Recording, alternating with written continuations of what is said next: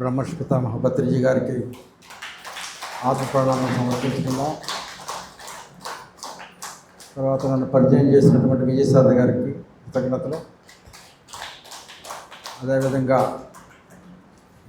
నన్ను ఆహ్వానించినటువంటి ఈ పిరమిడ్ యొక్క నిర్వాహకులకు, విచ్చేసినటువంటి మీ అందరకు నా ఆత్మపూర్వక అభినందనలు మరియు కృతజ్ఞతలు తెలుపుకుంటూ ఈరోజు క్లాసుని ప్రారంభించుకున్నాం.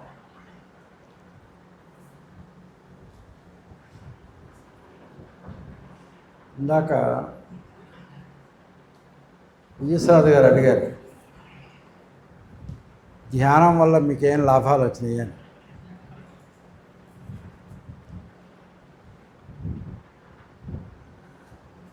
అదే ప్రశ్న చాలామంది చాలా గురువులను అడిగారు.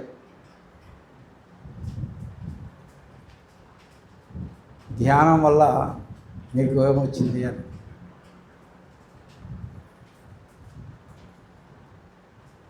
అదే ప్రశ్న నన్ను కూడా అడిగారు, ధ్యానం వల్ల మీకేమొచ్చింది, మీకు లాభాలు ఏమొచ్చినాయి.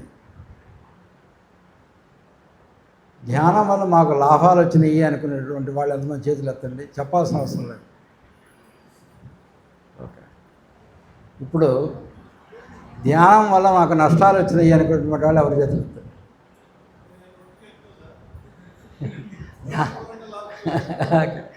గుర్తించండి. ఇప్పుడు మళ్ళీ ధ్యానం వల్ల మాకు నష్టాలు వచ్చినాయి అనుకున్న వాళ్ళు ఎవరి చేతులు ఎత్తండి. అయ్యా, ఓకే, అయ్యా. నన్ను ఎవరన్నా అడిగితే నాకు ధ్యానాల వల్ల లాభాల కంటే నష్టాలు ఎక్కువ వచ్చినాయి అని సమాధానం చెప్తాను. ధ్యానం కంటే కూడా లాభాల కంటే కూడా నష్టాలు ఎక్కువ వచ్చినాయి.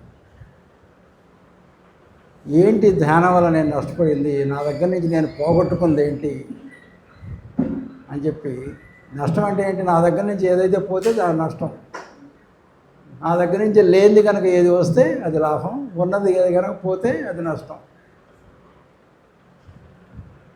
ఏంటి ధ్యానం వల్ల ఏం పోగొట్టుకున్నానంటే, కామం పోగొట్టుకున్నాను, క్రోధం పోగొట్టుకున్నాను, మోహం పోగొట్టుకున్నాను, మదం పోగొట్టుకున్నాను, మత్సరాన్ని పోగొట్టుకున్నాను. 6 నష్టాలు. కామం, క్రోధం, లోభం, మోహం, మదం, మత్సరం. ఈ 6 పోగొట్టుకుంటే ఈ 6 స్థానాల్లో ఒక్క లాభం మాత్రం వస్తుంది. ఈ 6 కనుక పోగొట్టుకుంటే ఒక్కటి వాటి స్థానంలో వస్తుంది, అదొక్కటే లాభం, మిగతా అన్నీ నష్టాలు. ఏమిటి ఆ లాభం అని చెప్పి ప్రశ్నించినప్పుడు, నీవెవరో నువ్వు తెలుసుకుంటావు. అంటే నీకు ఏం జరుగుతుంది, నీ ఆత్మ సాక్షాత్కారం జరుగుతుంది. అంటే నేను ఈ దేహం కాదు, నేను ఆత్మని అని చెప్పి, ధ్యానం ముందు నీకు తెలియకుండానే ఆత్మ నీలో ఉంటుంది. కానీ ధ్యానం అనేది నీకు తెలియటానికి, ఆత్మని తెలియటానికి మధ్య ఉన్నటువంటి ఒక తెరని ఈ ధ్యానం అనేది తొలగిస్తుంది. ఆ తెర వేటితో నిండి ఉంటుందంటే, ఆ తెర 6 పొరలతో నిండి ఉంటుంది. ఆ తెర 6 పొరలతో నిండి ఉంటుంది. ఏమిటి ఆ పొరలు? కామం, క్రోధం, లోభం, మోహం, మదం, మత్సరం. ఈ 6 గనక పోగొట్టుకోవటం అనేది ఎవరు చేసేటటువంటి పని? ధ్యానం చేసేటటువంటి పని. నిత్యం గనక ధ్యానం గనక చేస్తూ ఉంటే మనకు తెలియకుండానే ఈ కామ, క్రోధ, లోభ, మోహ, మద, మత్సరం అనేటటువంటి యొక్క పొరలతో కూడుకున్నటువంటి తెర తొలగిపోతుంది. ఆ తెర అనేటువంటి పొరలతో చేయబడినటువంటి తెర మనం నష్టపోతాం, అది తొలగిపోతుంది. ఆ జ్ఞానం అనేది ఎక్కడి నుంచో రాదు, ఆల్రెడీ ఉన్నది. నువ్వు ఆత్మని, నేను ఆత్మని, నేను ఆత్మని అనే జ్ఞానం నువ్వు ఉన్నది. జ్ఞానం అనేది ఎక్కడి నుంచో బయట నుంచి వచ్చి నీ మనసులోనో నీ మెదడులోనో చొప్పించదు. ధ్యానం చేస్తే ధ్యానానికి ముందు కూడా ఆ జ్ఞానం అనేది మనలో ఉన్నది. ఎక్కడి నుంచో బయట వాళ్ళు వచ్చి ఏదో గురువులు మనకు బోధించి నేను అదంతా నాలోకి చొప్పించటం కాదు, ఆల్రెడీ లోపల ఉన్నది. కానీ ఎట్లా ఉన్నది? నిక్షిప్తంగా మనకు తెలియకుండా ఉంది. అది తెలవాలంటే మనం ఏం చేయాలి? మనకున్నటువంటి తెరను తొలగించాలి. ఆ తెరను తొలగించేది ఏంటి? ధ్యానం. ఇప్పుడు బంగారం ఉంటుంది. బంగారం ఎక్కడుంటుంది? భూమిలోనే ఉంటుంది. కానీ ఆ బంగారం కనుక వచ్చినప్పుడు ఆ భూమిలో కనిపించినటువంటి ఆ బంగారాన్ని కనుక బయటికి తీసిన తర్వాత ఆ బంగారాన్ని మనం ఉపయోగించుకోగలమా? ఆ బంగారం మన మెడలో మెలిపినటువంటి బంగారంలాగా మెరుస్తుందా? మెరవదు. ఈ బంగారంలాగా తయారు కావాలంటే ఏం చేయాలి? దాంట్లో ఉన్నటువంటి మలినాలన్నిటినీ కనుక తొలగిస్తే బంగారం దానంతటా అదే మెరిసిపోతుంది. బంగారాన్ని ఎక్కడి నుంచో తెచ్చి మనం బంగారాన్ని మెరిపించడం లేదు. ఆ బంగారంలో ఉన్నటువంటి మలినాలను మనం తొలగించినట్లయితే బంగారం ఆటోమేటిక్గా మెరిగిపోతుంది. అదేవిధంగా మనం కూడా ఈ ధ్యానం అనేటటువంటి ప్రాక్టీస్ నిత్యం చేసినట్లయితే మనకు తెలియకుండానే మనం పరిశుభ్రం చేయబడతాం. మనలో ఉన్నటువంటి మలినాలను తొలగించుకుంటాం. ఎప్పుడు మనలో ఉన్నటువంటి ఆ మలినాలు, కామ, క్రోధ, లోభ, మోహ, మద, మత్సరాలు అనేటటువంటి ఆ మలినాలు తొలగించబడతాయో మనలోనే ఉన్నటువంటి ఆత్మజ్ఞానం, నేనే ఆత్మను, నేనే ఆత్మస్వరూపుడును, అహం బ్రహ్మాస్మి, తత్వమసి అనేటటువంటి వేద వాక్యాల యొక్క అనుభూతిని మనంతట మనమే పొందగలుగుతాం. అది ఆత్మజ్ఞానం. అందుకనే ఆత్మజ్ఞానం వచ్చినటువంటి వాళ్ళకి ఒకటి తెలుసుకుంటుంది అంటారు. ఏంటది? మూడవ కన్ను తెలుసుకుంటుంది అంటారు. మామూలుగా రెండు కళ్ళు, ఈ మూడో కన్ను ఈ రెండు కళ్ళటువంటి మధ్యలో ఉంటుంది మూడో కన్ను అని చెప్పి మూడో కన్ను తెలుసుకుంటుంది అంటారు. మరి ధ్యానం వల్ల ఈ మూడో కన్ను ఎలా తెలుసుకుంటుంది అని చెప్పి అంటే ఈ మూడో కన్నుకి మనకు ఉన్నటువంటి ఈ రెండు కళ్ళకి మధ్య తేడా ఏంటి? ఇక్కడ నిజంగా ఈ కళ్ళు ఉన్నట్టుగానే ఇక్కడ ఈ కన్ను ఉండదు కదా. అయితే ఈ కన్ను ఎలా చూస్తుంది? ఈ కన్నుతోటి ఎవరైనా చూసారా? ఈ కన్నుతోటి నేను చూసాము అనుకున్న వాళ్ళు ఎంతమంది చేతులు ఎత్తండి. మీలో ఉన్నటువంటి ప్రతి ఒక్కళ్ళు ఆ మూడో కంటిని ఉపయోగించి చూశారు. ప్రతి ఒక్కళ్ళు, నో ఎక్సెప్షన్. ప్రతి వాళ్ళు ఆ మూడో కంటితో మీరందరూ చూశారు.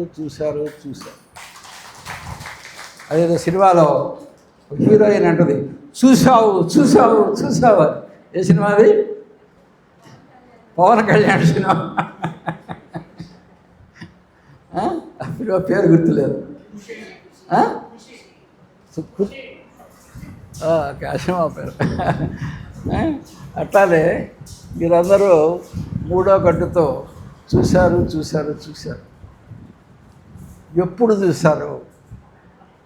మూడో కట్టుతో మనం ఎలా చూస్తాం అని చెప్పంటే అది ఇప్పుడే చెప్తాను. మీరు ఇప్పుడే ఇక్కడ కూర్చోండి. మీరు మీ ఇంటి దగ్గర నుంచి వచ్చారు. మీ ఇల్లు ఇప్పుడు మీ కళ్ళ ముందు లేదు. మీరు ఇప్పుడు నన్ను చూస్తూ ఉన్నారు. మీరు ఒక్కసారి కళ్ళు మూసుకోండి, మీ ఇంటిని తలుచుకోండి. మీ ఇల్లు మీకు కనిపిస్తుందా లేదా? మీ ఇల్లు మీకు కనిపిస్తుంది కదా? మీ కంటిని మీరు చూడగలుగుతున్నారు కదా? మరి మీ కళ్ళు మూసుకొని ఉన్నారు కదా, మీ కన్ను ఎట్లా కనిపిస్తుంది? మీ యొక్క ఇల్లు మీకు ఎట్లా కనిపిస్తుంది? మీ ఇల్లు మీకు ఎట్లా కనిపిస్తుందంటే, ఏ కంటి ద్వారా మీ ఇల్లు మీకు కనిపిస్తుంది అంటే అది మీ మూడో కన్ను ద్వారా కనిపిస్తుంది. కాబట్టి దీన్ని బట్టి చెప్పచ్చు కదా, మనందరికీ కూడా ఆ మూడో కన్ను అనేది ఎప్పుడు ఎప్పుడు ఎప్పుడు ఎప్పుడు పనిచేస్తుంది. అయితే మీ మూడో కన్ను ఎందుకు ఏర్పడింది అంటే ఒకటి గుర్తుపెట్టుకోండి. మనకి విశ్వం ఈ రెండు కళ్ళు ఇచ్చింది. ఎందుకోసం ఈ విశ్వం మనకి ఈ రెండు కళ్ళు ఇచ్చింది? ఎవరిని చూడటానికి ఈ విశ్వం మనకి ఈ రెండు కళ్ళు ఇచ్చింది? ప్రకృతిని చూడటానికి ఈ విశ్వం మనకు రెండు కళ్ళు ఇచ్చింది. అందుకని ఈ విశ్వంని చూడటానికి ఈ రెండు కళ్ళు మనం కంటిన్యూస్గా విశ్వం వైపు చూడటానికి ఉపయోగిస్తాం. కానీ ఎప్పుడైతే ఈ విశ్వం ఈ రెండు కళ్ళను బహిర్గతంగా చూడటానికి ఇచ్చిందో, నీ యొక్క మూడో కంటిని కూడా ఇచ్చింది. మూడో కంటిని విశ్వం నీకు ఎందుకు ఇచ్చిందో తెలుసా? బయట వైపు నుంచి వయసులను చూడటానికి కాదు, నిన్ను నువ్వు చూసుకోవటానికి, నీలో వెళ్ళి నువ్వు చూసుకోవటానికి ఈ మూడో కన్ను ఇచ్చింది. ఈ రెండు కళ్ళను నీ నుంచి బయట వస్తువులను చూడటానికి విశ్వం ఇస్తే, మూడో కన్ను నిన్ను నువ్వు నీ లోపలకు చూసుకోవడానికి విశ్వం ఇచ్చింది. ఎందుకంటే ఈ విశ్వం మొత్తాన్ని అర్థం చేసుకోవడానికి మన వల్ల కాదు. ఎంతో ఈ విశ్వం అంతా కనీసం నీ చుట్టూ ఉన్నటువంటి 1 కిలోమీటర్ లోపల ఏమేమి ఉన్నాయో చూడటానికి చేసుకోవడానికే మన వల్ల కాదు. అటువంటిది ఈ రాష్ట్రం, ఈ దేశం, ఈ ప్రపంచం, ఈ విశ్వం, సూర్యుడు, చంద్రుడు, 14 లోకాలు, వీటన్నిటినీ చూడటం చాలా అసాధ్యమైనటువంటి పని. అయితే నువ్వు ఒక్క విషయాన్ని కనుక చూడగలిగితే,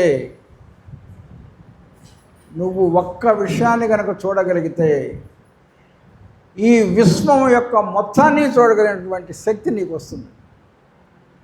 ఒక్క విషయాన్ని కనుక చూడగలిగినట్లయితే ఈ విశ్వం మొత్తం చూసిన వాడు అవుతావు. ఆ విషయాన్ని మనము ఎక్కడైనా ఎవరైనా సరే మన యొక్క ఆధ్యాత్మిక గ్రంథాలలో చూపించారా? ఎవరికన్నా తెలుసా? మన ఆధ్యాత్మిక గ్రంథాలు ఎవరన్నా చదివి కనుక ఉంటే ఒకళ్ళు ఇంకొకళ్ళకి తనలోనే ఈ విశ్వం మొత్తాన్ని చూపించారు. ఎవరు? శ్రీకృష్ణుడు. దేంట్లో? భగవద్గీతలో. ఏ అధ్యాయంలో? విశ్వరూప సందర్శన యోగం అనేటటువంటి అధ్యాయంలో శ్రీకృష్ణుడు అర్జునుడికి తన దేహంలోనే విశ్వం మొత్తాన్ని చూపించాడు. చూపించటమే కాదు, నువ్వు ఇంకా ఏమేమైతే కోరుకొని చూడాలనుకుంటున్నావో చెప్పు, అవి మొత్తం నేను ఈ యొక్క దీంట్లోనే నేను చూపిస్తాను అర్జున అని చెప్పంటే, చూశాను ఇక నేను చూడలేను అని చెప్పంటే మళ్ళీ మామూలు రూపంలోకి వస్తాడు. అంటే దాని అర్థం ఏంటి? మనం అందరం దైవస్వరూపంలో అని చెప్పి మనం నమ్ముతున్నాం. మనందరం ఆత్మస్వరూపులం అని చెప్పి మనందరికీ తెలుసు. అంటే మనకి శ్రీకృష్ణుడికి ఏమైనా తేడా ఉందా? ఏమీ లేదు. శ్రీకృష్ణుడు దైవం అయినప్పుడు, మనము దైవాలం అయినప్పుడు శ్రీకృష్ణుడికి మనకి తేడా లేదు. అయితే శ్రీకృష్ణుడికి మనకి ఉన్నటువంటి తేడాని సృష్టిస్తున్నది ఏంటి? ఒక్కటే. ఏంటి? కామ, క్రోధ, లోభ, మోహ, మద, మత్సరాలు అనేటటువంటి అహం. ఆ తెర మనల్ని అడ్డుగా వేసి మనము శ్రీకృష్ణులతో సమానమైనా కూడా నేను కాదు, నేను సామాన్యుడిని, నేను మామూలు మనిషిని అని చెప్పి మన చేత మనం దైవస్వరూపము అనేటటువంటి విషయాన్ని మనము మర్చిపోయేటట్టుగా చేస్తుంది ఈ అహం. అయితే మనం ఈ తెరలను కనుక తొలగించినట్లయితే నీలో యొక్క మూడవ కంటితోటి నువ్వు చూడగలిగిన వాటివైతే అప్పుడు ఇంకొక శ్రీకృష్ణుడు ఇంకో మాట అంటాడు. ఏమంటాడు తెలుసా? అర్జున, అర్జునుడు అడుగుతాడు, నన్ను నీ యొక్క విశ్వరూపం చూయించు కృష్ణ అని. అప్పుడు కృష్ణుడు ఏమంటాడో తెలుసా? చూపిస్తాను. అయితే నీకు ఉన్నటువంటి ఈ 2 కళ్ళతోటి నువ్వు నా విశ్వరూపం చూడలేవు అర్జున. ఎందుకంటే మనం ఈ 2 కళ్ళను దేనికి ఉపయోగించుకుంటున్నాం? బయట ఈ ప్రపంచాన్ని చుట్టానికి ఉపయోగించుకుంటున్నాం. అదే విషయం శ్రీకృష్ణుడు చెప్తాడు. అర్జున, నువ్వు నా విశ్వరూపం చూడాలి అంటే నీకు మామూలుగా ఉన్నటువంటి ఈ 2 కళ్ళతోటి నువ్వు చూడలేవు. కాబట్టి నీకు ప్రత్యేకమైనటువంటి కన్నుని ఓపెన్ చేస్తాను. ఆ కంటితోటి మాత్రమే నువ్వు చూడగలవు అర్జున అంటాడు. ఏమిటా కన్ను? మూడవ కన్నే. అప్పుడు ఆ దివ్య దృష్టిని, ఆ మూడో కన్నుని శ్రీకృష్ణుడు అర్జునుడి యొక్క మూడవ కన్నుని ఓపెన్ చేసినప్పుడు ఆ మూడవ కన్నుతో విశ్వాన్ని మొత్తాన్ని ఎక్కడ చూస్తాడు? శ్రీకృష్ణుడు యొక్క శరీరంలో చూస్తాడు. శ్రీకృష్ణుడి యొక్క శరీరంలో ఎక్కడో కాదు. శ్రీకృష్ణుడు అదిగో అక్కడ, అదిగో ద్వారక అన్నట్టుగా, అదిగో చంద్రమండలం, అదిగో సూర్యమండలం, అదిగో ఇంద్రుడు, అదిగో చంద్రుడు అని చూపించలా. మొత్తం ఎక్కడ చూపించాడు? ఈగో అని చెప్పి ఇక్కడే చూడు అని చెప్పి శ్రీకృష్ణుడు చెప్పాడు. అంటే మన దేహమే దేవాలయం, మన దేవుళ్ళలోనే దేవాలయం. ఆ దేవాలయంలోనే సకల సమస్త లోకాలు ఇమిడి ఉన్నాయి. అంటే మన దేహాన్ని మనం గనక అర్థం చేసుకుంటే ఈ విశ్వం యొక్క మొత్తాన్ని అర్థం చేసుకోగలిగినటువంటి శక్తి మనకు వస్తున్నది అనేటువంటి విషయం మనకి చక్కగా అర్థం చేసుకోవచ్చు. ఒక రకంగా నేను డాక్టర్ కావడానికి కూడా కారణం అదే. ఎందుకంటే చిన్నప్పుడు నేను డాక్టర్ వెళ్ళాలనుకున్నానంటే మా అన్నయ్య ఒక ఆయన డాక్టర్ చదువుతూ ఉంటే ఇంటికి వచ్చేటప్పుడు, సెలవులకు వచ్చేటప్పుడు ఒక అస్థిపంజరాన్ని తీసుకొచ్చాడు. డాక్టర్లు వెళ్ళేటప్పుడు వాళ్ళకి ఎముకలో ఏమి స్టడీ చేస్తారు. అస్థిపంజరాన్ని నిలబెట్టి, ఇదిగో నీ చేతులు ఇట్లా వంగుతాయి అని చెప్పి అస్థిపంజరం చేతులు వంచేవాడు. నువ్వు ఇట్లా నడుస్తావు అని చెప్పి అస్థిపంజరం కాళ్ళని అట్లా ఇట్లా చేసేవాడు. అప్పుడు అస్థిపంజరం అంటే ఎక్కడుంటుంది? అస్థిపంజరం అంటే నీ లోపలే ఉంటుంది అస్థిపంజరం అని చెప్పి అవన్నీ చూసి చెప్పిన తర్వాత ఒక అట్లాస్ బుక్ అని అన్ని యొక్క రంగులతో చేసినటువంటి మన యొక్క దేహంలో ఉన్నటువంటి అన్ని భాగాలు, గుండె, ఊపిరితిత్తులు, తర్వాత అన్ని యొక్క మూత్రపిండాలు, ఇవన్నీ కూడా బొమ్మలు ఉంటాయి. అవన్నీ చూసినప్పుడు నాకు ఆశ్చర్యం వేసింది. అంటే మన దేహంలో ఇంత జ్ఞానం ఉన్నదా అని చెప్పి అప్పుడు మా నాన్నకు అవన్నీ చూసినప్పుడు మా నాన్న ఒక మాట అన్నాడు, ఈ యొక్క విశ్వ సృష్టిని నువ్వు అర్థం చేసుకోవాలి అంటే ఒక్క మానవ దేహాన్ని కనుక నువ్వు అర్థం చేసుకోగలిగితే ఈ విశ్వ సృష్టిని మొత్తం నువ్వు అర్థం చేసుకున్నటువంటి వాడు అవుతావు. అటువంటిది గొప్పది ఈ మానవ దేహం, మానవ జన్మ అనేటువంటి. మీరు ఆలోచించండి, మనం రక్తం, మీ రక్తంలో మీ డాక్టర్ దగ్గరికి వెళ్ళినప్పుడు డాక్టర్ బ్లడ్ టెస్ట్ చేయించుకొని రమ్మా అంటారు. ఎంత బ్లడ్ తీసుకుంటాడండి ఆయన? కొంచెం ఇంత బ్లడ్ తీసుకుంటాడు. ఆ బ్లడ్లో కొన్ని వేల టెస్టులు, ఆ ఒక్క 2 నీ దగ్గర తీసుకున్నటువంటి బ్లడ్ మొత్తం కూడా వాడు ఉపయోగించడు. ఆ బ్లడ్లో, ఆ మిషన్లో వేసేది, ఆ బ్లడ్లో ఉన్నటువంటి యొక్క రక్తంలో ఉన్నటువంటిలో ఒక చుక్క ఆ మిషన్లో వేసి నీకు ఏమన్నదో చెప్తాడు. అంటే కొన్ని వేల కెమికల్స్ నీకు ఏమేం కావాలో అవన్నీ కూడా ఆ ఒక్క చుక్కలో ఇమిడ్చి నీకు ఏం కావాలో మిగతా వాటన్నిటిని పక్కకు నెట్టి నీకు ఏం కావాలో అది బయటికి తీసి, ఇదిగో నీకు కావాల్సింది షుగరు, ఇదిగో నీకు కావాల్సిన థైరాయిడ్ అని చెప్పి విడదీసి చెప్పగలిగినటువంటి శక్తి ఎవరికి ఉంది? మన రక్తానికి.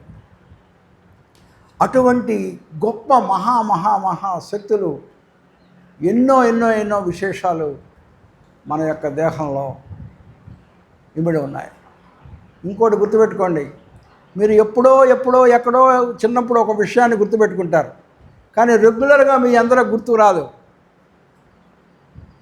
సడన్గా చూసినప్పుడు, ఈ చిన్నప్పుడు నువ్వు చూశాను, నేను చిన్నప్పుడు చూశాను ఈ వ్యక్తిని అని చెప్పి చక్కన గుర్తొస్తుంది.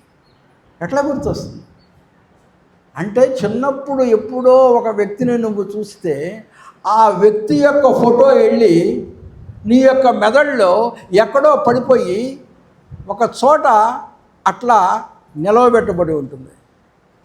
ఒక్కసారి ఆ వ్యక్తిని చూడంగానే ఎప్పుడో చిన్నప్పుడు నీ కళ్ళు తీసినటువంటి ఫోటో నీ మెదడులో ఎక్కడో కనుక ఉంటే టక్కున ఆ మెదడులో నుంచి మళ్ళీ బయటకు వచ్చి నిన్ను గుర్తు చేసి, ఇతను ఆ వ్యక్తి అనేటటువంటి నీకు చెప్పగలిగినటువంటి శక్తి నీ మెదడుకున్నది.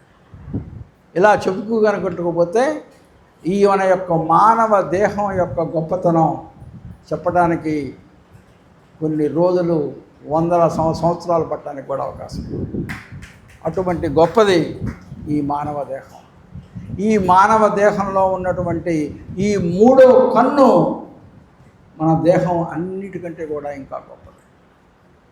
కాబట్టి ఆ 3వ కన్నును గనక, ఆ జ్ఞాన నేత్రాన్ని గనక మనం గనక తెలుసుకోగలిగాము అంటే ఇక మనకు దేవుడకు ఎటువంటి తేడా లేదు.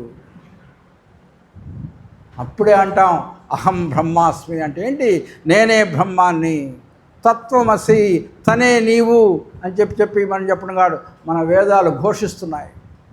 అంటే వేదాలు తప్పు చెప్తున్నాయా? లేదు, అవి నిజం. అయితే అది నిజము అని చెప్పి నిరూపించాలి అంటే ఏం చేయాలి? అవి నిజము అని చెప్పి నిరూపించాలి అంటే ఏం చెయ్యాలి అంటే ఏం చేయాలో తెలుసా? ధ్యానం చేయాలి. అవి ఏం చెయ్యాలి అంటే మనం నిరూపించవలసి ఇదేంటో తెలుసా? ధ్యానం. అయితే ధ్యానం చేస్తే ఎలా తెలుస్తుంది? ధ్యానం చేస్తే ఏమవుతుంది? ధ్యానానికను ఈ రకంగా తెలుసుకోవడానికి ఉన్నటువంటి సంబంధం ఏంటి అనే విషయాలు మనం చర్చించుకుందాం. ఇక తర్వాత విషయంలోకి వెళ్ళబోయే ముందు ఇంతవరకు మీకు ఉన్నటువంటి ఏదన్నా సందేహాలు ఉంటే అడగండి, దాని గురించి మనం చర్చించుకుందాం.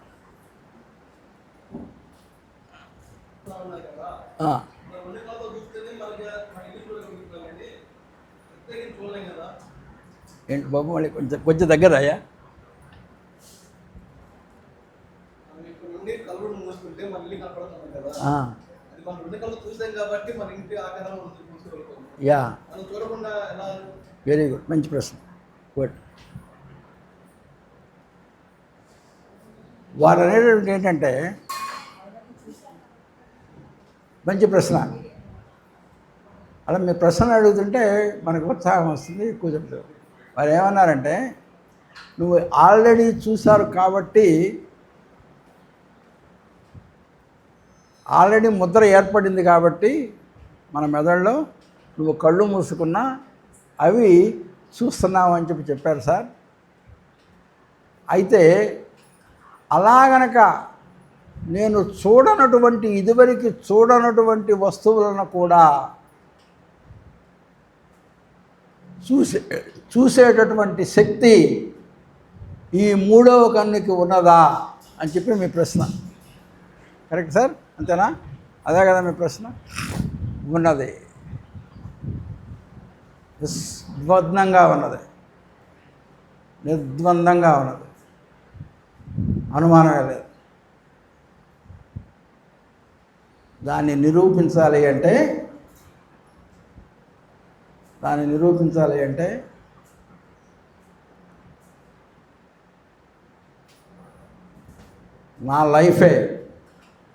నా లైఫ్లో జరిగినటువంటి ఒక సంఘటన దానికి తర్కాణం. ఎందుకంటే నేను అలా కాకుండా చెప్పొచ్చండి, మీరు ఏమీ చూడకపోయినా కూడా చూడొచ్చండి అని చెప్పి ఒక మాట అని నేను వారి ప్రశ్నకు సమాధానం చెప్పాను అనుకోండి, అది సరైన సమాధానం కాదు. ఏదైనా ఒక సమాధానం చెప్పామంటే ఆ సమాధానానికి వెనకే ఉండాలి రుజువు, ఒక రుజువు ఉండాలి. ఆ రుజువు ఉంటేనే ఆ సమాధానానికి బలం ఉంటుంది. అలా కాకుండా లేదండి అలా అయినా కూడా చూడొచ్చండి, మీరు ట్రై చేయండి చూడొచ్చు అని చెప్పాను అనుకో, ఈయన ఏదో తప్పించుకోవడానికి చెప్తున్నాడు అనుకుంటారు. రుజువు ఉండాలి. ఏంటో రుజువు అంటే, నేను వాడు అగా చెప్పినప్పుడు చిన్నప్పటి నుంచి నేను డాక్టర్ కావాలని చెప్పి కోరుకునేవాడిని. ఏది మా నాన్న మా అన్నయ్య అక్కడ అస్థిపంజరం తీసుకొచ్చి ఆ రకంగా చూపించి రకంగా చెప్పేటప్పుడు ఎప్పటికప్పుడు అబ్బో నేను కూడా డాక్టర్ కావాలని అప్పుడు పడిపోయింది నా మనసులో డాక్టర్ కావాలనేటువంటిది. అప్పుడు నేను విశ్వాన్ని అడిగాను, నన్ను డాక్టర్ని చేయి అని చెప్పి. అయిపోతే విశ్వం నన్ను ఏం చేసిందో తెలుసా? ఏం చేసింది? నాకు విజయసాద్ గారు చెప్పారు. ఏం చేసింది? గుంటూరులో పురుగు మందుల వ్యాపారం పెట్టించింది. విశ్వాన్ని నేను అడిగింది ఏంటి? డాక్టర్. నా చేత విశ్వం చేయించిన పని ఏంటి? పురుగు మందుల వ్యాపారం. తర్వాత పెట్టిన తర్వాత అప్పుడు నేను సత్యసాయి బాబా డివోటీ. నేను విపరీతంగా రోజు ఆయన పొద్దున కూర్చోబెట్టుకొని ఆయన ఫోటో పెట్టుకొని ధ్యానం చేసేవాడు. ధ్యానం చేసిన తర్వాత తీరా ఇక మెడికల్ ఎంట్రన్స్ ఎగ్జామినేషన్స్ రాస్తూ ఉంటే చివరికి ఎంతవరకు రాశానో తెలుసా? నీ యొక్క ఏజ్ ప్రకారం నువ్వు ఇంకా మెడికల్ ఎంట్రన్స్ రాయటానికి అర్హత లేదు, ఇదే నీ ఆఖరి ప్రయత్నం, దీని తర్వాత నీ ఏజ్ సరిపోదు. అంతవరకు 4 సార్లు 5 సంవత్సరాలు రాస్తూనే ఉన్నా. అది ఆఖరి సంవత్సరం. ఆ సంవత్సరం నేను గనక మెడికల్ ఎంట్రన్స్ రాసి ఎంబీబీఎస్ సీట్ రాకపోతే ఇక గవర్నమెంట్ నన్ను మెడికల్ ఎంట్రన్స్ రాయడానికి, నేను మెడికల్ కాలేజీ చేయడానికి అవకాశం లేదు. ఆ విషయం నేను ఎగ్జామినేషన్ పోకపోయే ముందు తెలిసింది. అమ్మో నాయనో, ఇప్పుడు కనుక రాకపోతే నా జీవితంలో నేను డాక్టర్ని కాలేను అని చెప్పి అనుకొని సత్యసాయి బాబా దీన్ని ముందు పెట్టుకొని ధ్యానం చేశాను. అప్పుడు సాయంత్రం ఆయన కల్లోకి వచ్చాడు. వచ్చి ఏమన్నాడు తెలుసా? అనిల్, నీవు గనక డాక్టర్వి కాకపోతే ఈ ప్రపంచంలో ఇంకా డాక్టర్లు ఎవరు అవుతారు అన్నాడు. ఇది నా ఆత్మకథలో కూడా రాశాను. అంటే నేనేమనుకుంటాను, ఇంకేముంది, ఈరోజు పోయి ఎగ్జామ్, రేపు ఉదయం పోయి ఎగ్జామ్ రాస్తున్నాను, రిజల్ట్స్ వచ్చేస్తాయి, నేను పోయి డాక్టర్ని అవుతాను అని చెప్పి అనుకున్నాను. పోయి ఎగ్జామ్ రాశా, రిజల్ట్స్ వచ్చినాయి, ఫెయిల్ అయ్యి.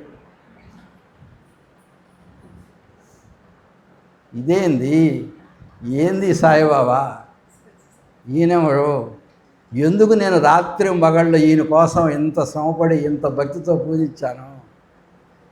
అసలు అందరూ ఈ సాయిబాబా మంచి ఆయన కాదు, అది చేస్తాడు ఇది చేస్తాడని అందరూ చెప్తూ ఉంటారు. బహుశా వాళ్ళు అనుకున్నయ్యే నిజమేనేమో, నేను అనవసరంగా నా టైం అంతా వేస్ట్ చేశాను, కాబట్టి నేను దేవుడు కాదు అని చెప్పేసి ఆయన ఫోటో తీసి చుట్టి ఒక మూలన పడేసి, ఛీ నువ్వు దేవుడు కాదు అని చెప్పి స్వామి తిట్టుకుంటూ పడుకున్నాను. నిద్రపోయా. ఆ రోజు సాయంత్రం మళ్ళీ కల్లోకి వచ్చి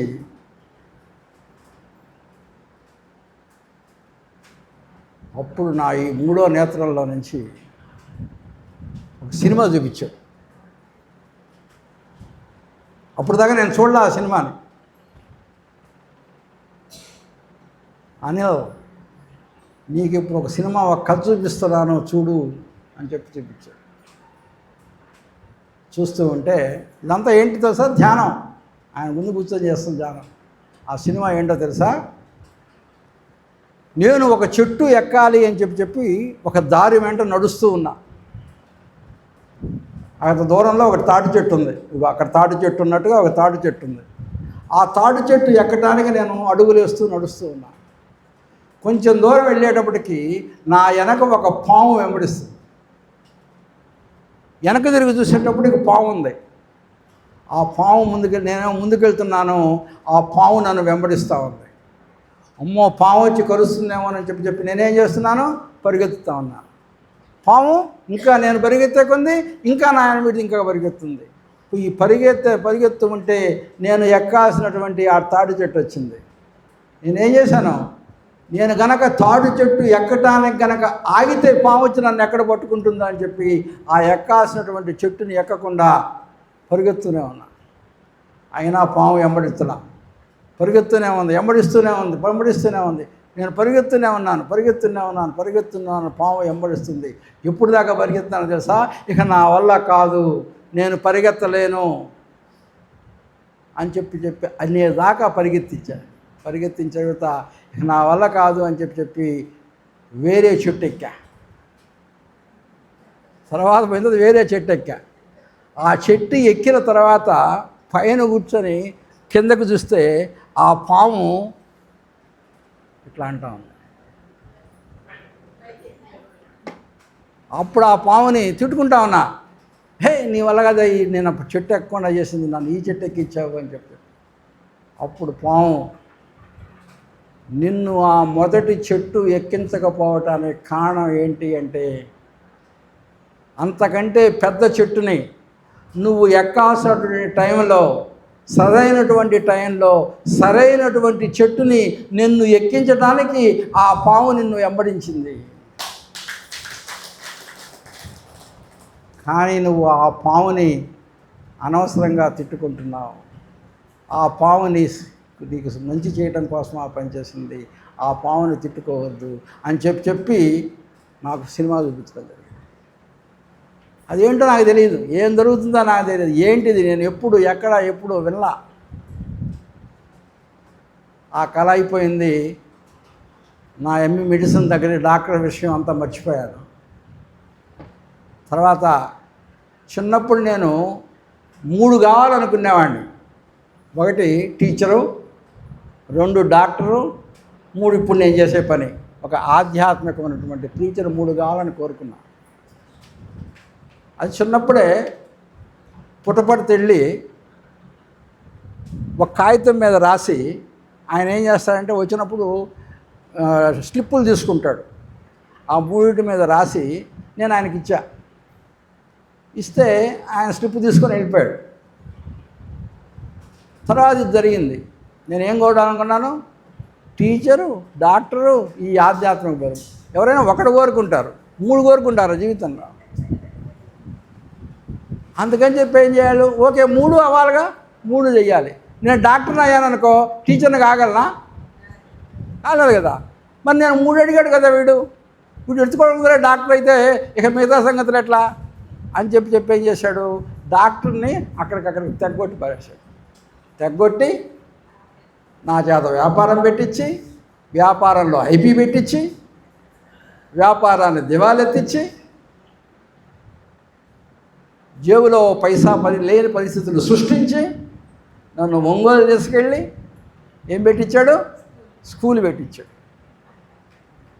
అరే నువ్వు టీచర్ కావాలనుకున్నావు కదరా అక్క, టీచర్. ఆ టీచర్ అయిపోయిన తర్వాత నన్ను అమెరికాకి తీసుకెళ్ళిన తర్వాత అప్పుడు 40 ఏళ్ల వయసులో డొనేషన్ నా చేత కట్టించి, అప్పుడు 40 ఏళ్ల వయసులో డాక్టర్ని నేర్పించి 50 ఏళ్ల వయసుకి నన్ను డాక్టర్ని మొత్తాన్ని పూర్తి చేసి అమెరికాలో డాక్టర్గా నన్ను నిలబెట్టారు.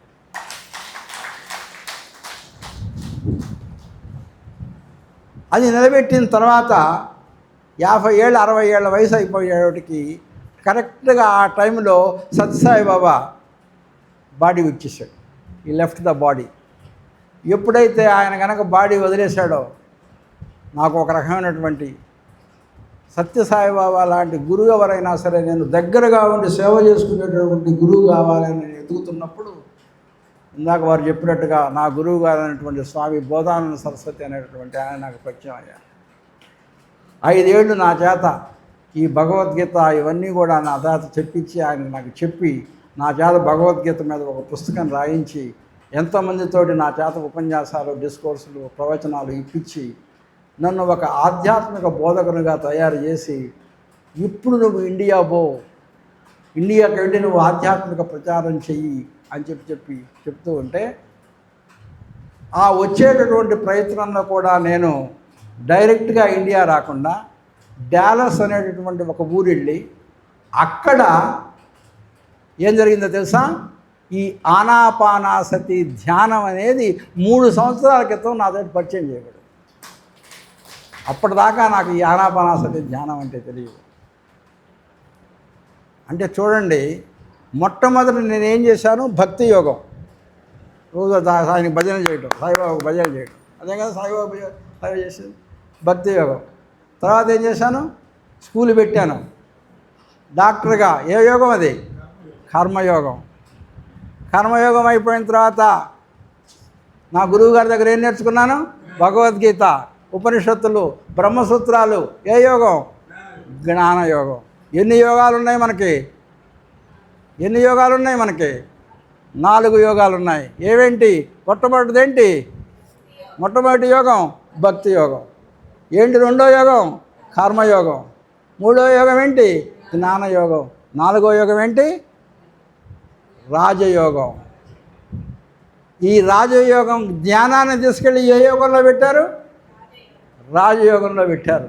అందుకని కరెక్ట్గా ఒకదాని తర్వాత చూడండి, మిస్ కానియకుండా ముందు భక్తి యోగం, తర్వాత కర్మయోగం, తర్వాత జ్ఞానయోగం, తర్వాత రాజయోగం. ఈ ధ్యానాన్ని పరిచయం చేసిన తర్వాత ఇప్పుడు ఇండియా అని చెప్పి నాకు ఈ వయసు చెప్పించి నా చేత రిటైర్ చేయించి పిల్లలకు పెళ్లి చేసి మనవాళ్లను సృష్టించి బాధ్యతలన్నీ వదిలేసేసి ఇప్పుడు ఇండియా అని చెప్తూ ఉంటే ఇది కదా నన్ను ఎక్కించినటువంటి పెద్ద చెట్టు అంటే ఇదే కదా. అప్పుడు నాకు నా 3వ నేత్రంతో చూపించినటువంటి ఈ సినిమా అప్పుడు నేను చూడలా. ఆ సినిమా ఇన్ని సంవత్సరాల తర్వాత ఈరోజు తెలిసింది, ఆ పాము నన్ను ఆ మొట్టమొదటి చెట్టు ఎందుకు ఎక్కించలేదో ఆ 2వ చెట్టు ఎక్కించింది. ఎందుకు ఆ 2వ చెట్టు అంటే ఏంటి అనేది ఇప్పుడు తెలుస్తుంది. కాబట్టి ఈ రకంగా అప్పుడు నాకేం తెలియదు, నేను ఇదేం చూస్తున్నాను, ఇదివరకు చూసినవి కాదు, ఎప్పుడో జరిగేవి ముందే చూపించింది నా యొక్క దీంతో. కాబట్టి మనం గనక ఆ ధ్యానంలో గనక కూర్చొని నువ్వు సంకల్పం చేసుకొని ఆ సంకల్పాన్ని గనక నువ్వు మనసులో పెట్టుకొని ఆ రకంగా కనుక నువ్వు ధ్యానం చేసినట్లయితే నీ సంకల్పాలన్నీ నెరవేరుతాయి ఏదో ఒక రూపంలో అని చెప్పి ముందుగానే నీ జ్ఞాన నేత్రం ద్వారా నువ్వు చూడగలవు అని చెప్పి అంటానికి ఇప్పుడు చెప్పినటువంటి ఈ సంఘటనే ఒక నిదర్శనం, అంతకంటే ఇంకా వేరే. సరే, ఎక్కువ టైం తీసుకున్నాను దీని గురించి మాట్లాడటానికి, అర్థమైందండి. కాబట్టి ఇది సాధ్యం. ఇదివరకు జరిగినటువంటి విషయాన్ని చూడటం అనేది కరెక్టే, అది కూడా థర్డ్ అయ్యే. కానీ అది మామూలు ఏంటో తెలుసా, ఫిజికల్ థర్డ్ ఐ. ఇప్పుడు ఫిజికల్ థర్డ్ ఐ అంటే, ఫిజికల్ అంటే ఏం చెప్పాలి, భౌతికమైనటువంటి మూడో నేత్రం. కానీ భౌతికమైనటువంటి మూడో నేత్రం కాదు. ఎటువంటి మూడో నేత్రంతో చూడాలి, ఆధ్యాత్మికమైనటువంటి మూడో నేత్రాన్ని చూడాలి. ఒక భౌతికమైనటువంటి మూడో నేత్రం ఏటిని చూపిస్తుందో తెలుసా, మీరు అన్నట్టు ఆల్రెడీ ఇదివరకు మనం చూసినటువంటి వస్తువులను భౌతికమైనటువంటి మూడో నేత్రం చూపిస్తుంది. కానీ నువ్వు భౌతికమైనటువంటి మూడో నేత్రాన్ని ఆధ్యాత్మికమైనటువంటి మూడో నేత్రంగా మార్చుకోవాలి. భౌతికమైనటువంటి మూడో నేత్రాన్ని ఆధ్యాత్మికమైనటువంటి మూడో నేత్రంగా మార్చగలిగేటటువంటి శక్తి దేనికి ఉన్నది, ధ్యానానికి ఉన్నది. అది నేను చెప్పాను. కాబట్టి ధ్యానంతో కనుక ఏం చేస్తున్నావో తెలుసా, నువ్వు భౌతికపరమైనటువంటి మూడో నేత్రాన్ని ఆధ్యాత్మికపరమైనటువంటి మూడో నేత్రంగా మార్చుకోవడం అనేది ఈ యొక్క ధ్యానంలో జరుగుతుంది. అమ్మా, ఇంకేమైనా ప్రశ్నలు ఉన్నాయా? వెరీ గుడ్, మంచి ప్రశ్న అండి, వెరీ గుడ్, థ్యాంక్ యూ. చూసా, వారు ఒక చిన్న ప్రశ్న అడిగినందువల్ల మనం ఇంత గొప్ప విషయాలు చెప్పుకోగలిగాము. అలానే మీరు కనుక ప్రశ్న అడుగుతుంటే దాన్ని బట్టి మనకు అర్థమవుతుంది. ఓకే, ధ్యానం. ధ్యానం అంటే అర్థం ఏంటి? చాలామంది చాలా రోజులు మీరు ధ్యానం చేస్తున్నాం కదా, ధ్యానం అంటే ఏంటి అసలు? ధీ ప్లస్ యానం అంటే, ధీ అంటే ఏంటి? బుద్ధి. ఎక్కడ విన్నావు దాన్ని? ఎక్కడ విన్నావు మనం ధీ అనే పదాన్ని? గాయత్రి మంత్రంలో విన్నాం. భర్గో దేవస్య ధీమహి ధియో యోన ప్రచోదయాత్.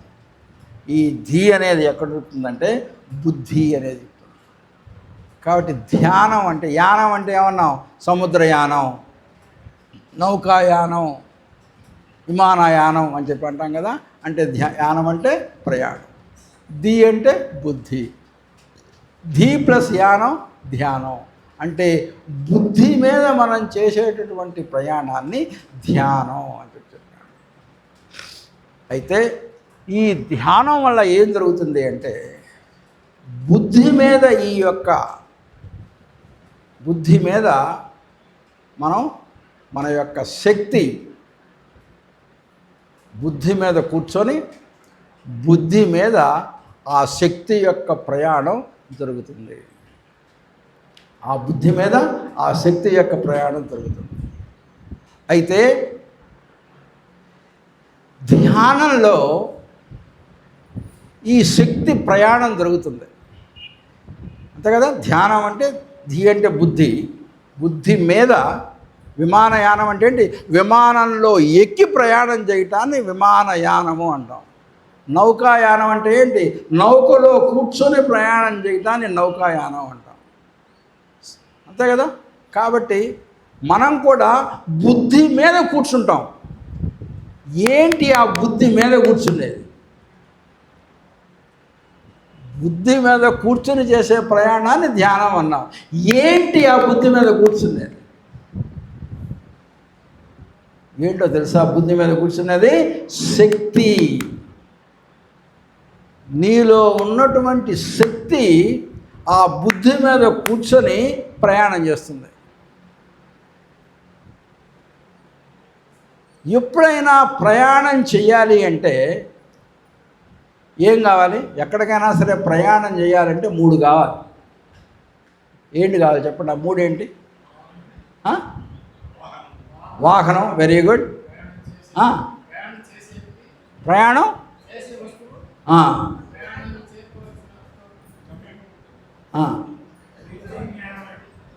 అంటే మెయిన్గా 3 ఏంటంటే ఎక్కడ నుంచి ప్రయాణం చేయాలి, ఎట్లా ప్రయాణం చేయాలి, ప్రయాణం చేసి ఎక్కడికి చేరుకోవాలి.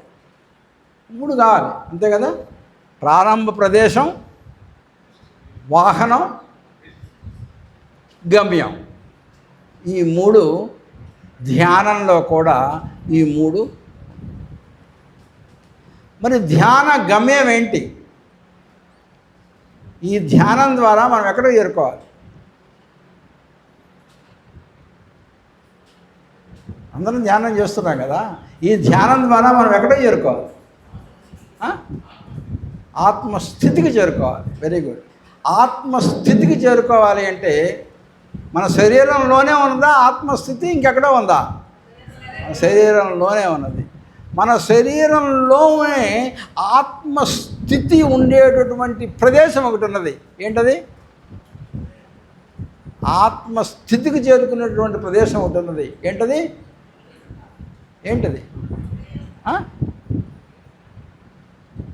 కొంచెం పైన ఉంటుంది, హృదయస్థానం. ఇంకా పైన ఉంది. ఇక్కడ కాదు, ఇక్కడ ఉంటుంది. దాని పేరు ఏమన్నారు? బ్రహ్మరంధ్రం. ఇంకోటి ఏమన్నారు? సహస్రారం. అంటే 1000 గులాబీ రేకుల విధంగా ఉంటుంది ఇక్కడ. ఇది నీ బ్రహ్మ. దానికన్నా దీని ఏమన్నారు తెలుసా? బ్రహ్మరంధ్రము అని చెప్పన్నారు. అంటే ఏం తెలుసా? ఈ బ్రహ్మరంధ్రం అనేది సైంటిఫికల్గా కూడా చెప్పచ్చు డాక్టర్లలో. మీరు గమనించారా లేదో, కొత్తగా పుట్టినటువంటి బిడ్డకు ప్రాణం ఎక్కడి నుంచి వస్తుందో తెలుసా? బ్రహ్మరంధ్రంలో నుంచి లోపలికి వస్తుంది. తర్వాత ఏమవుతుందో తెలుసా? బిడ్డ పుట్టేటప్పటికి పైన ఏముంటాయో తెలుసా? ఇక్కడ కొత్తగా పుట్టినటువంటి బిడ్డని ఈ యొక్క పుర్రె ఉంది చూడండి, ఈ పుర్రెలను ఎక్స్రే తీసామనుకోండి, ఈ పుర్రెని ఒక ఎక్స్రే మిషన్ పెట్టి తీసామనుకోండి, ఎముకలు కనిపిస్తాయి కదా. ఎక్స్రే చేస్తే ఎట్లుంటుందో తెలుసా? 4 పక్కల 4 ఎముకలు ఉంటాయి. ఈ 4 ఇక్కడొక ఎముక, ఇక్కడొక ఎముక, ఇక్కడొక ఎముక, ఇక్కడొక ఎముక. ఈ 4 ఎముకల మధ్యలో ఏముంటుందో తెలుసా? ఖాళీ స్థలం ఉంటుంది. ఖాళీ స్థలం ఉంటుంది. ఇక్కడ ఎముక ఉండదు, మధ్యలో ఎముక ఉండదు. అందుకనే మీరు గమనించారో లేదో, చిన్న బిడ్డలకు చూసినప్పుడు ఏమంటుంది తెలుసా? ఇక్కడ ఇట్లా ఉంటుంది, ఇట్లా అంటూ ఉంటుంది. దాన్ని మాడు అంటారు దాన్ని. తర్వాత ఏం చేస్తుందా? ఇటు పైకి కిందకి కొట్టుకుంటుంది. అంటే ఒక రంధ్రం ఉంటుంది అక్కడ. గ్రాడ్యువల్గా మనిషి పెరిగే కొంత ఆ ఎముకలు అన్నీ దగ్గరకు వచ్చి ఆ రంధ్రం మూసుకుంటుంది. అది సైన్స్ ప్రకారం చెప్పేది. అది ఆ యొక్క రంధ్రం పేరు బ్రహ్మరంధ్రం. చివరికి మనకు తెలియకుండానే ఒక సూక్ష్మ రంధ్రం లోపలలో ఉంటుంది. అంటే కంప్లీట్గా 100%, అంటే మన ఎక్స్రేలు కూడా పట్టుకోలేని అంత సూక్ష్మ రంధ్రం ఉంటుంది. అది పేరు బ్రహ్మరంధ్రం. మళ్ళీ నీ ప్రాణం వచ్చింది ఆ రంధ్రంలో నుంచి కదా. అయితే ప్రాణం పోవటానికి ఒకే రంధ్రం, కానీ ప్రాణం పోవటానికి 9 రంధ్రాలు. అందరికీ ప్రాణం వచ్చింది మాత్రం ఒకే రంధ్రంలో నుంచి, కానీ ప్రాణం పోవటం 9 రంధ్రాలు గుండా ఏ రంధ్రంలో నుంచి అయినా ప్రాణం పోవచ్చు. మనకు 9 రంధ్రాలు ఉన్నాయి తెలుసు కదా. 2 కళ్ళు, 2 ఇవి, నాలుక, మనం యూరిన్ పోసుకునే ప్రదేశం ఒకటి, తర్వాత మనం లెట్రిన్కి వెళ్ళేటటువంటి ఇవన్నీ కలిపితే 9 రంధ్రాలు, నవరంధ్ర పురి అంటాం. అంటే 9 ద్వారాలు ఉన్నటువంటి ఒక పురం మన దేహం అని చెప్పి భగవద్గీతలో చెప్తారు. 9 రంధ్రాలు. కాబట్టి ప్రాణం పోయేటప్పుడు ఈ 9 రంధ్రాల్లో ఏ రంధ్రాల నుంచైనా పోవచ్చు. కానీ ఎవరైతే ఈ 9 రంధ్రాలు కాకుండా 10వ రంధ్రం ద్వారా గనక ప్రాణాన్ని గనక బయటికి పంపించగలిగినటువంటి శక్తి ఉన్నటువంటి వాడు మోక్షం ఉంటాడు. అర్థమైందండి? ఎవరైతే ఈ 9 రంధ్రాల ద్వారా కాకుండా 10వ రంధ్రం ద్వారా ప్రాణాన్ని బయటికి పంపించగలిగినటువంటి శక్తి ఉన్నటువంటి వాడు మోక్షం పొందుతాడు. అందుకనే ఏమంటారు తెలుసా? ఒక శవాన్ని తీసుకెళ్ళిన తర్వాత కాలవటం మొదలుపెట్టిన తర్వాత వెళ్ళేవాళ్ళు అక్కడే కూర్చుంటారు. ఎందుకంటే మొన్న మా అత్తగారిని పంపించి వచ్చాం. అక్కడే కూర్చొని పోరు ఇంటికి వెళ్దామంటే లేదు కొంచెం పని ఉందని. ఎందుకంటే కపాల మోక్షం జరిగిన దాకా అక్కడే ఉండాలి. కపాల మోక్షం జరుగుతాం అంటే టప్పున పగిలిపోతే మోక్షం వెళ్ళిపోతాడు. అది మనం అనుకున్నటువంటి ఒక లిమిటెడ్ బిలీఫ్, మనల్ని మనము పరిమితం చేసుకునేటటువంటి ఒక నమ్మకం మాత్రమే. కాకపోతే ఏంటంటే మన పెద్దవాళ్ళు పెట్టినటువంటి విషయం వేరు, కానీ మనందరం దాని గురించి ఆలోచించేటటువంటి పద్ధతి వేరు. అంటే అందరూ కపాల మోక్షం జరిగినటువంటి వాళ్ళందరూ మోక్షం పొందరు. ఎవరైతే ఈ ధ్యానం ఈ రకంగా అంటే, ఎందుకంటే మీరందరికీ ఆ కపాల మోక్షం పొందేటటువంటి అవకాశం మీకున్నది. ఎందుకు? మీరందరూ ధ్యానంలో ఉన్నారు కాబట్టి. అంటే కపాల మోక్షం పొందాలి అనుకునేటటువంటి వాళ్ళకు కూడా ఒక రకమైనటువంటి అర్హత ఉండాలి. ఎవరు పడితే వాళ్ళు కపాల మోక్షం పొందడానికి వెళ్ళేది. అయితే మీరందరూ ఇక్కడికి ఎందుకు వచ్చారు? కపాల మోక్షం అంటే ఎన్నో జన్మల యొక్క పరంపర.